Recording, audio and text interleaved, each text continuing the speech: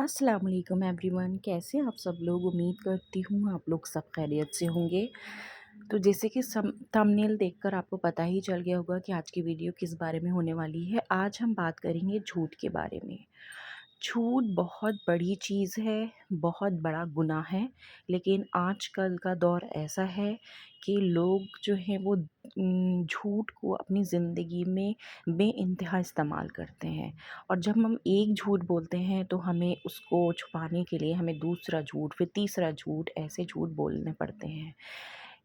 हम हमें ये ही नहीं पता होता कि हम कितना बड़ा गुनाह कर रहे हैं।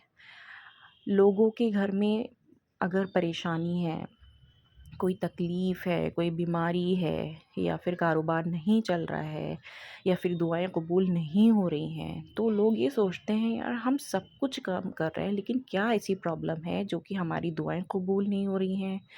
क्यों हमारी कारोबार में खैर बरकत नहीं है? अरे हो सकता है किसी ने कुछ करा दिया है। अरे हो सकता है किसी ने हम हमारे ऊपर बंदिश लगा दी है। ऐसे ख़यालात माइंड में आते हैं। लेकिन जो बात होती है वो ये है कि हमारा जो झूठ होता है ना, वो हमारे जो तासीर होती है दुआ कबूल होने की, वो हम बिल्कुल ख़त्म कर देता है।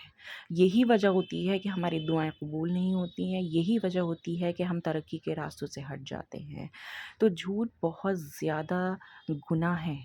और सबसे बड़ी बात झूठ की ये है कि जब हम झूठ बोलते हैं तो हमारी जो ज़ुबान है उसमें से तासीर चली जाती है दुआ की।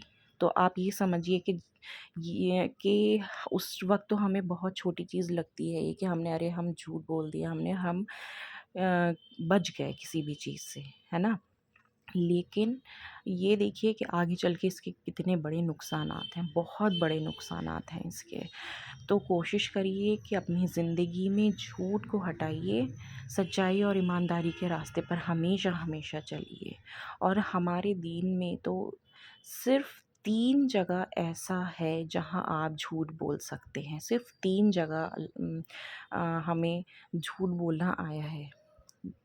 वो पहली जो चीज़ है जहाँ आप झूठ बोल सकते हैं वो है कि जब आप अपनी बीवी को राज़ी करना हो आपको, तो आप झूठ बोल सकते हैं। अब उसकी कंडीशन ये होती है कि अगर आपकी बीवी बहुत ज़िद्दी है और आपको ये लगता है कि अगर मेरे झूठ बोलने से कुछ तसल्ली हो जाएगी उसको, या फिर अगर मैंने झूठ ने इसको तसल्ली नहीं दी तो ये घर का माहौल ख़राब होगा, उससे बच्चों को पर असर पड़ेगा, लड़ाई झगड़े होंगे घर में। तो आप बीवी को राज़ी करने के लिए कुछ, अगर वो किसी चीज़ की भी ज़िद कर रही है तो उसको आप आगे के लिए टाल सकते हैं, बोल सकते हैं हाँ ठीक है ये काम मैं कर दूँगा, ठीक है? तो यहाँ आया है कि आप झूठ बोल सकते हैं। दूसरी जगह जहाँ झूठ बोलना आया है वो है जंग के दौरान। जंग के दौरान झूठ बोल सकते हैं क्योंकि वहाँ जान का ख़तरा होता है। तीसरी जगह जो झूठ बोलना आया है इस्लाम में वो है किसी 2 लोगों के बीच सुलह करानी। अगर 2 लोग में लड़ाई झगड़ा है या उनमें तकरार हो गई है और आपके झूठ बोलने से उनमें सुलह हो सकती है, उनके रिश्तों में प्यार मोहब्बत बढ़ सकता है, उनकी रिश्तों में जो लड़ाई है, जो नाइत्तेफाकियाँ हैं, वो ख़त्म हो सकती हैं, तो इस्लाम में झूठ बोलना वहाँ आया है। तो ये 3 जगह सिर्फ़ ऐसी हैं जहाँ झूठ बोलना आया है, अदरवाइज़ कहीं पर भी आप झूठ नहीं बोल सकते। झूठ बोलना बहुत बहुत बड़ा गुनाह है। और इंसान ये सोचता है कि हम झूठ बोलकर अपनी चीज़ों से बच जाएँगे। नहीं, आप नहीं बच सकते। आप नहीं बच सकते, बल्कि आप अपने लिए एक नाकामयाबी के रास्ते बना रहे हैं जब आप झूठ बोलते हैं। اور ہمیشہ ایک بات یاد رکھیے گا، جو سچے اور ایماندار لوگ ہوتے ہیں نا، کامیابی انہی کو ملتی ہے۔ اور جو لوگ یہ سمجھتے ہیں ہم پہ جھوٹ بول کر، چالاکی کر کر آگے نکل جائیں گے، تو وہ آگے نکلنا یا وہ جو ترقی ہوتی ہے وہ یا جو کامیابی ہوتی ہے وہ چند دن کی ہوتی ہے۔ جو سچائی ایمانداری ہوتی ہے وہ ہمیشہ چمکتی ہے۔ جھوٹ بولنے والا کبھی سرسبز نہیں ہوتا، کبھی بھی سرسبز نہیں ہوتا۔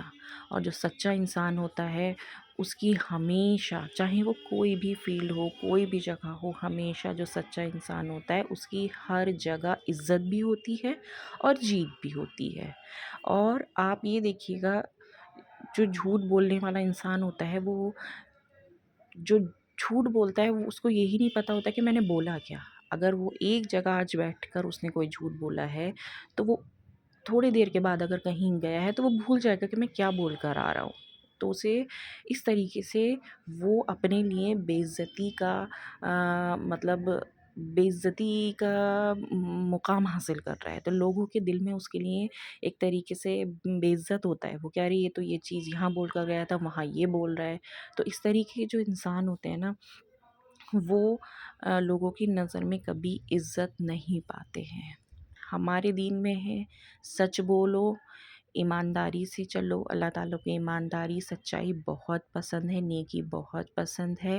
اور جو لوگ نیک ہوتے ہیں، سچے ہوتے ہیں، اللہ تعالیٰ ان کی ہمیشہ مدد کرتا ہے اور ان کی غیبی مدد کرتا ہے۔ جو غیبی مدد ہوتی ہے نا، وہ سب سے بڑی مدد ہوتی ہے۔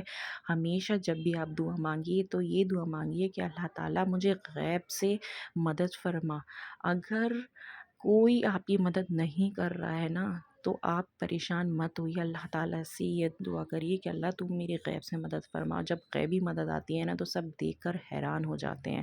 اور ہمیشہ یہ دعا مانگیے کہ اللہ تو مجھے اپنے در سے دے۔ اپنے در سے دینے کا مطلب یہ ہے، یہ دیکھیے کہ اللہ کا در تو بے حساب خزانوں سے بھرا ہے، اور جب آپ اس کے در سے مانگیں گے تو دیکھیے گا کہ اللہ کتنا آپ کو نوازے گا، کتنا نوازے گا۔ تو یہ دو چیزیں ضرور یاد رکھیے گا کہ آپ یہ بولا کریے کہ اللہ اپنے در سے دے، اور دوسری چیز کہ اللہ مجھے غیب سے مدد فرما۔ تو جو دعا ہوتی ہے وہ دعا کی باریکی پہ دھیان دیا جاتا ہے۔ دعا کی باریکی دیکھا کریے کہ ہم کیا بول رہے ہیں اللہ تعالیٰ سے، اللہ تعالیٰ سے ہم بات کیسے کر رہے ہیں۔ تو یہ چیز کا آپ بہت دھیان رکھیے، اور جھوٹ سے ہمیشہ ہمیشہ بچ کر رہیے۔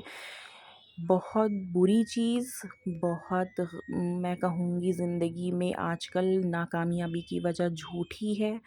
اور آپ جب آپ جھوٹ بولتے ہیں تو ایک طریقے سے آپ کے منہ سے ایسی بدبو پیدا ہوتی ہے کہ جو فرشتے ہوتے ہیں نا وہ دور بھاگ جاتے ہیں اس بدبو سے۔